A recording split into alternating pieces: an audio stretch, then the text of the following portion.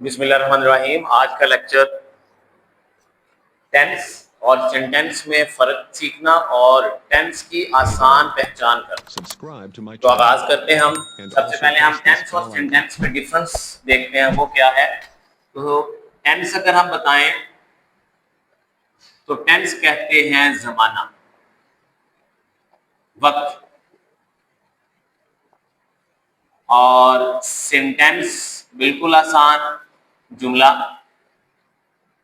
अक्सर बच्चे इसी कश्मकश में होते हैं कि हमने टेंस सीखने हैं कि सेंटेंस सीखने हैं। तो टेंस और सेंटेंस का तरीकेकार आपको समझ आ गया होगा। टेंस बोलते हैं जमाने को, वक्त को, कि कोई काम कब हो रहा है। हम सब जानते हैं जी टेंस हमारे कितने होते हैं, 3 है। अगर हम टेंस को डिफाइन करें, टेंस 3 होते हैं जी। प्रेजेंट है, पास्ट, फ्यूचर।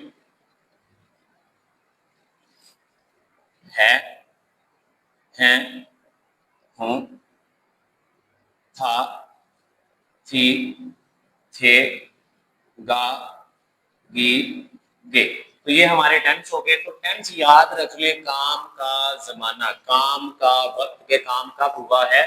मिसाल के तौर पर वो एक खिलाड़ी है। अब वो एक खिलाड़ी है, ये जुमला है। वो एक खिलाड़ी है, ये मुकम्मल एक जुमला है। और अब मैं पूछूं इसका टेंस क्या है, तो हमने पहचान की कि है आ गया, तो इसका टेंस प्रेजेंट है। अगर ये जुमला होता वो एक खिलाड़ी था, तो हमने देखा कि ये जुमला है, लेकिन अब इसका टेंस क्या है, पास्ट हो गया। तो टेंस किसी भी काम का वक्त, जमाना। सेंटेंस हम देखते हैं जी, सेंटेंस किसे कहते हैं। तो सेंटेंस हम कहते हैं जुमला, अ ग्रुप ऑफ वर्ड्स, अल्फाज का मजमुआ, that makes a complete sense.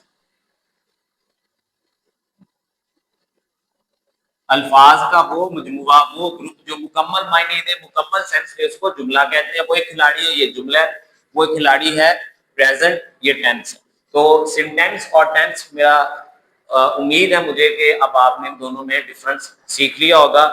तो नेक्स्ट हम आगाज करते हैं टेंस की पहचान।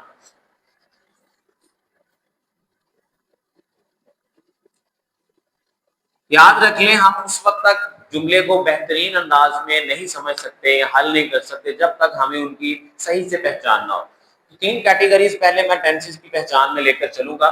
सबसे पहली कैटेगरी हमारे पास होगी सिंपल, जिसको मैंने नॉन एक्शन का नाम दे रखा है, नंबर 1। नंबर 2 है हमारे पास एक्टिव वॉइस। नंबर 3 है हमारे पास पैसिव वॉइस। अगर हम इन 3 सेंटेंसेस को अच्छे से समझते हैं तो यकीनन हमारे पास जुमले को आसान तरीके से समझना आसान है। बिल्कुल इजी हम समझ पाएंगे कि हमने जुमले को किस टेंस के मुताबिक हल करना है। तो सबसे पहले हम प्रेजेंट सिंपल को सॉल्व करते हैं। तो प्रेजेंट सिंपल को सॉल्व करने के लिए आप देखिएगा, सबसे पहले मिसाल पेश करूंगा मैं। वो एक, बल्कि दूसरी मिसाल लेते हैं यहां पे, वो खूबसूरत परिंदा है। जरा गौर कीजिएगा कि ये प्रेजेंट सिंपल या सॉरी सिंपल या नॉन एक्शन जुमला क्या होता है। आप जरा जुमले को पढ़े, वो खूबसूरत परिंदा है। वो खूबसूरत परिंदा, क्या इस जुमले में काम हो रहा है, परिंदा कोई काम कर रहा है? यकीनन परिंदा काम नहीं कर रहा। मैं एक और जुमला लिखता हूं, परिंदा उड़ता है। अब देखा हमने कि इस जुमले में काम नहीं है और इस जुमले में काम मौजूद है, उड़ना। तो प्रेजेंट जो नॉन एक्शन है, सिंपल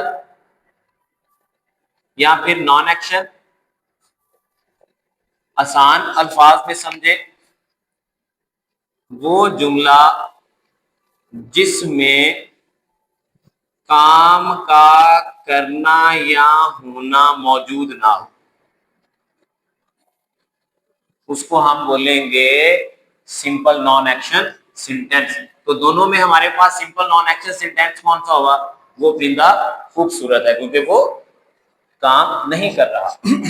नेक्स्ट हमारे पास है जी एक्टिव वॉइस। एक्टिव वॉइस वो जुमला जिसमें सब्जेक्ट काम करने वाला मौजूद हो। मिसाल के तौर पर किताब उस्ताद लिखता है। अब हमने देख रहे हैं कि जुमले में काम है, बिल्कुल लिखना काम है। अब मैं आपसे पूछूं कि कौन लिख रहा है, तो आपका आंसर आएगा उस्ताद, यानी कौन। आपने जुमले में सब्जेक्ट फाइंड कैसे करना है, कौन से। परिंदा आसमान पर उड़ता है जी, कौन उड़ता है? परिंदा उड़ रहा है। क्लास में बच्चे शोर करते हैं, कौन कर रहे हैं? बच्चे शोर करते हैं। तो कौन कौन से आपको जो जवाब मिलेगा वो आपका सब्जेक्ट होगा। तो यहाँ पे आपको सब्जेक्ट मिल गया, किताब उस्ताद लिखता है। कौन लिखता है? उस्ताद लिखता है। तो सब्जेक्ट मौजूद है, तो लिहाजा ये हमारा जुमला कौन सा हो गया? एक्टिव। मैं इसी अगर जुमले को लिखूं, किताब लिखी जाती है, अब मुझे बताएंगे कि कौन लिख रहा है। किताब लिखी जाती है तो कौन लिख रहा है? अब कोई भी नहीं लिख रहा, यहाँ पे इस जुमले में मौजूद नहीं है। तो याद रख लें, जब जुमले में काम करने वाला मौजूद ना हो तो वो पैसिव कहलाएगा। यहाँ पे जरा जगह कम है, तो मैं पैसिव यहाँ पे थोड़ा एक्सप्लेन करता हूं। पैसिव वॉइस वो जुमला जिसमें काम करने वाला सब्जेक्ट मौजूद ना हो। ये पहला। उर्दू में असल में ये जुमले जो है ना, उर्दू से जब हम इंग्लिश ट्रांसलेट करते हैं तो इन जुमलों को पहचान करने के लिए इंशाल्लाह नेक्स्ट लेक्चर में जो English to English active passive जुमले होते हैं, मैं उसकी पहचान के साथ में इंशाल्लाह लेक्चर जो है अपलोड करूंगा। दो जुमले लिख रहा हूं मिसाल के तौर पर, बच्चों को खाना दिया गया।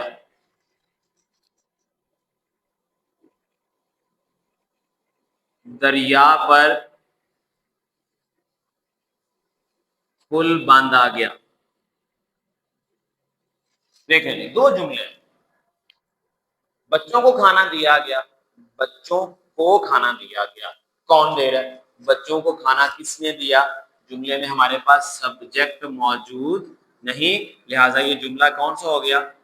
पैसिव। आप याद रख लें, पैसिव और एक्टिव में फर्क सिर्फ कौन का है। कौन से सवाल करें, कौन जवाब नहीं आ रहा तो आपका जुमला पैसिव है। दरिया पर पुल बांधा गया, क्या बांधा जा रहा है? पुल।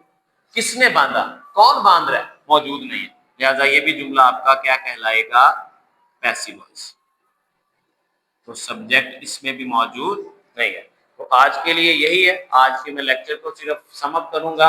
Simple non action, non action याद रख लें, नॉन एक्शन वो जुमला जिसमें काम नहीं हो रहा, ऐसा जुमला जिसमें वर्ब मौजूद नहीं है। मिसाल के तौर पर मैं एक एग्जाम्पल दोबारा दे देता हूँ, ये गाड़ी महंगी है, हम मुसलमान हैं, वो गहरे दोस्त हैं, वो गहरे दोस्त हैं, काम नहीं, हम मुसलमान हैं, काम नहीं है, कोई एक्शन नहीं हो रहा। जिसमें एक्शन नहीं हो रहा वो सिंपल नॉन एक्शन सेंटेंस होगा, इसको पहचान रखना है। एक्टिव वॉइस पे चलें, तो एक्टिव वॉइस में याद रख लें, हमें देखना है कि हमारा सब्जेक्ट मौजूद है कि नहीं है। सब्जेक्ट कैसे फाइंड करते हैं? कौन से, कि जुमले में काम करने वाला कौन है।